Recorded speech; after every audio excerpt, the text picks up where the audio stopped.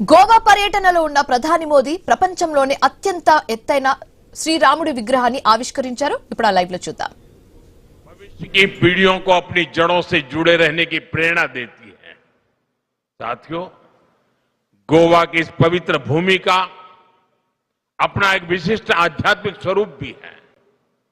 यहां सदियों से भक्ति, संत परंपरा और सांस्कृतिक साधना का सतत प्रवाह बहता रहा है. ये धरती प्राकृतिक सौंदर्य के साथ साथ दक्षिण काशी की पहचान भी संजोए हुए है. पर्तगाली मठ ने इस पहचान को और गहराई दी है. इस मठ का संबंध कोंकण और गोवा तक सीमित नहीं है. इसकी परंपरा देश के विभिन्न हिस्सों और काशी की पवित्र भूमि से भी जुड़ी हुई है.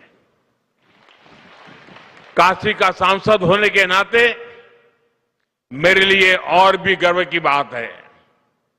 संस्थापक आचार्य श्री नारायण तीर्थ ने उत्तर भारत की अपनी यात्राओं के दौरान काशी में भी एक केंद्र स्थापित किया था, जिससे इस मठ की आध्यात्मिक धारा का विस्तार दक्षिण से उत्तर तक हुआ.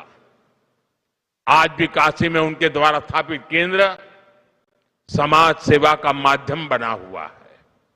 साथियों, आज जब इस पवित्र मठ के 550 वर्ष पूरे हो रहे हैं, तब हम इतिहास का उत्सव मनाने के साथ ही भविष्य की दिशा भी तय कर रहे हैं. विकसित भारत का रास्ता एकता से होकर जाता है. जब समाज जुड़ता है, जब हर क्षेत्र, हर वर्ग एक साथ खड़ा होता है, तभी राष्ट्र बड़ी छलांग लगाता है. श्री संस्थान गोकर्ण पर्तगाली जीवोत्तम मठ का प्रमुख ध्येय लोगों को जोड़ना, मन को जोड़ना, परंपरा और आधुनिकता के बीच सेतु बनना है. इसलिए विकसित भारत की यात्रा में यह मठ एक प्रमुख प्रेरणा केंद्र की भूमिका में भी है. साथियों, जिनसे मेरा स्नेह होता है, वहां मैं आदरपूर्वक कुछ आग्रह करता हूं. जैसे पूज्य स्वामी जी ने मुझे एक काम दे दिया एकादशी का.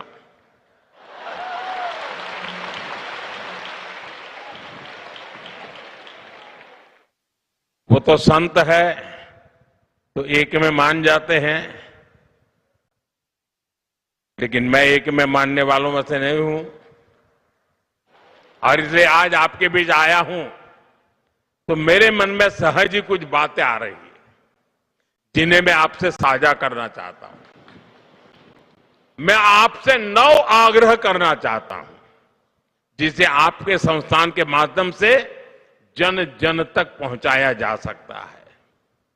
ये आग्रह 9 संकल्प की तरह हैं.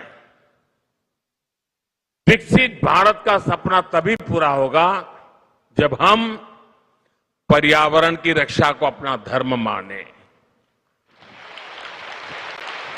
धरती हमारी माता है और मठों की शिक्षा हमें प्रकृति का सम्मान करना सिखाती है. इसलिए हमारा पहला संकल्प होना चाहिए कि हमें जल संरक्षण करना है, पानी बचाना है, नदियों को बचाना है. हमारा दूसरा संकल्प होना चाहिए कि हम पेड़ लगाएंगे. देश भर में एक पेड़ मां के नाम अभियान को गति मिल रही है. इस अभियान के साथ अगर इस संस्थान का सामर्थ्य जुड़ जाएगा तो इसका प्रभाव और व्यापक होगा. हमारा तीसरा संकल्प होना चाहिए स्वच्छता का मिशन. आज जब मैं मंदिर परिषद में गया तो वहां की व्यवस्था, वहां का आर्किटेक्चर, वहां की स्वच्छता मेरे मन को बड़ी प्रभावित कर गई. मैंने स्वामी जी को कहा भी, कितना शानदार तरीके से इतना संभाला है. हमारी हर गली, मोहल्ला, शहर स्वच्छ होना चाहिए.